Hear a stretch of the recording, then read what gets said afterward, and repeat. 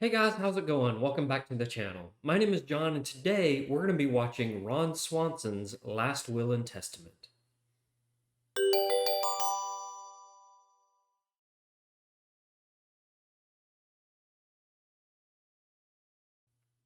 Hey guys, how's it going again? Welcome back to the channel. My name is John. I hope you'll subscribe to the channel as we go along this journey together. Me reacting to various pop culture videos and things that have to do with the legal field in general. Today, we are going to be watching Ron Swanson's Last Will and Testament. For those of you who may not know, Ron Swanson is a character on Parks and Recreation. I actually think that Ron Swanson is one of the best developed characters on television. Parks and Rec, of course, has been off the air for a few years, but there was an episode where they went over Ron's last will and testament. Now, this happens to be right up my alley. I am an estate planning attorney. I practice in several states, and I practice exclusively in the area of estate planning. Now, I've seen the video before, and I know it addresses a lot of issues when it comes to estate planning, and so that's one of the reasons that I want to react to it, so you can see some of the nuances that come along with developing a last will and testament. So I'm very excited about going through this one because it is right in my wheelhouse. It is what I do for a living, and I'm very excited to show you some of the things that you can learn by watching, videos like this. So why don't we go ahead and just jump right into it? A weapon at work. Literally everything is a weapon, son. That folder in my hands is far deadlier than this bow in yours. Oh, Great introduction into who the character Ron Swanson just is. finished putting together our will, and she wants you to be the witness. You mind signing it? Wants him to be the witness. So that's very interesting. Every state has their own legal requirements when it comes to making a valid will. Interestingly, that he said, we want you to be the witness. Presumptively, every state would require you to have at least one witness. Some states require you to have actually two witnesses. Depending on the situation, I imagine they may have more than that. So, for example, if you are giving an oral will on your deathbed, oftentimes they call those deathbed wills. They may have certain requirements about who those witnesses are. They certainly do in all the states that I practice. They have to be a certain age. Typically, they can be related to the person who is making the will, but it's not a good idea because generally those people tend to be disinherited if they're a witness to a person's will. But if you got a third cousin once removed to do it, it probably wouldn't make too big of a deal. But he said, I need you to be the witness. So that was very interesting. In some states, you need one witness, other states, you need two. That's your will? You need that many pages to say, give my stuff to my wife? It's a complicated legal document. Doesn't have to be. I've had the same. Doesn't have to be. He's correct. Wills do not have to be complicated legal documents, but there are certain formalities that need to be in every will just to make sure that it is a valid last will and testament. Doesn't have to be complicated. It can be complicated if necessary, but it doesn't have to be. So a lot of people, they say, I have a simple estate. I have a simple life. I need a simple will. My experience has been there's really no such thing as a simple will because there's just so many nuances and legalese that needs to be put into it that doesn't really make it that simple. Will since I was 8 years old. Upon my death, all of my belongings shall transfer to the man or animal who has. All right, so here's an interesting point, and I'm going to be jumping all into this video because there's so many things to talk about when it comes to these types of things. You'll notice that Ron has a handwritten will. One of the things that I get all the time is whether a handwritten will is valid. A handwritten will is valid in, I'm going to imagine, every state. All the states that I practice in, it's valid. A lot of lawyers make the mistake that they think that a handwritten will is invalid, but it's not. I've helped several families probate handwritten wills. There's nothing about the fact that it's handwritten that makes it invalid. You still need all of the legal requirements of making a valid will, like having the right number of witnesses, signatures, things like that. But just because it's written in hand doesn't make it invalid in most states. So, as an example, here in Georgia, you can make a handwritten will. The law just requires that it be written. And some lawyers confuse that to be typewritten, but handwritten is a type of written will. So a lot of other lawyers make that mistake, but in Georgia, you can have a handwritten will. Usually not a good idea, but it is certainly something that you can do. Killed me. What are these weird symbols? The man who kills me will know. Okay, you should really have a will that's more than one sentence long. You have a wife and kids now. I could introduce you to our lawyer. The three most useless jobs in the world are, in order, lawyer, congressman, and doctor. Pass. Now, that is Ron, that hilarious. document is nothing. It's not even notarized. If you All right, so it's interesting you say, hey, that document isn't even notarized. In Georgia, you do not need to notarize a will. You want a notary handy, but not because of the will. So a lot of people will ask me, or they'll bring up an issue generally after somebody's passed away and say, look, this will hasn't even been notarized.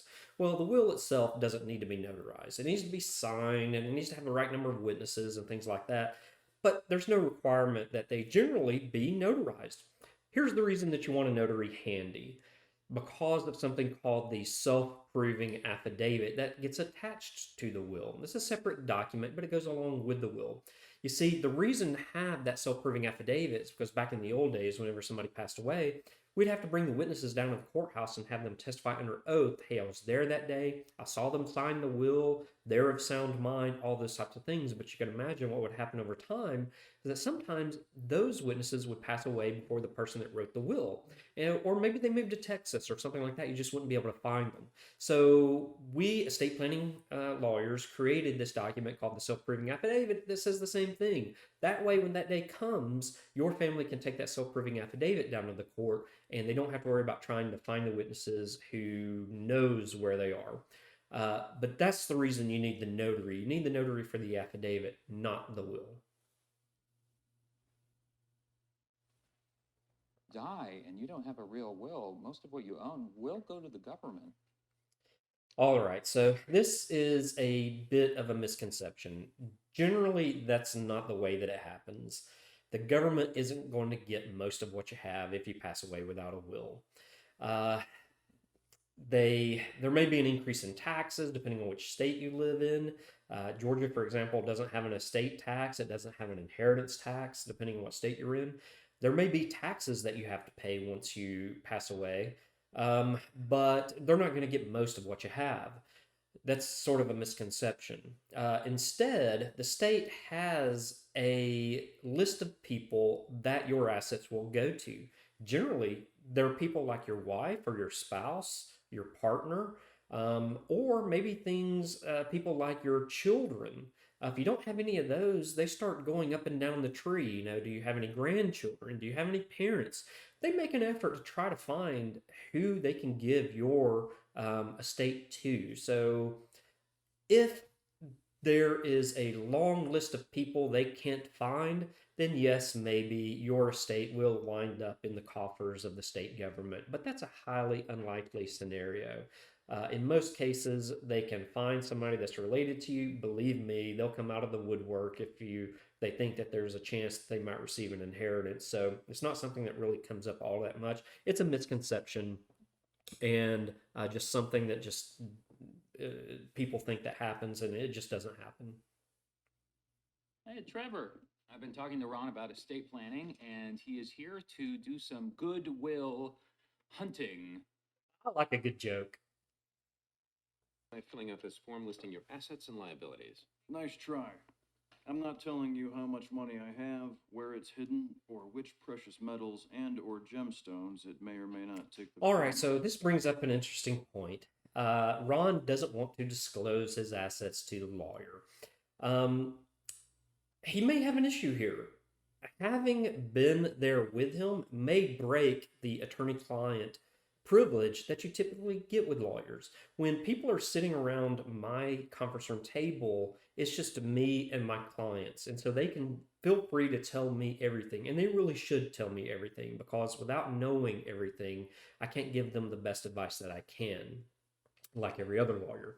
So Ron should feel free to tell him so that the lawyer can give him the best advice available to help him, plan his estate. Here's the issue: Ben sitting there. Having a third party in with your client does break the attorney-client confidentiality. So, in other words, whatever Ron tells him, there's no requirement, although a good lawyer would, there's no real requirement that the lawyer maintain his secrecy. I mean, for example, if he was called into court and required by the judge to disclose this type of information, he may have to do it because that attorney client privilege was broken because Ben is sitting here. The appropriate thing to do here is have Ben leave the room so that Ron and the lawyer can sit in private and Ron can disclose these types of things. If that were the case and it was just Ron and the lawyer would be prohibited from telling anybody anyway. So Ron shouldn't feel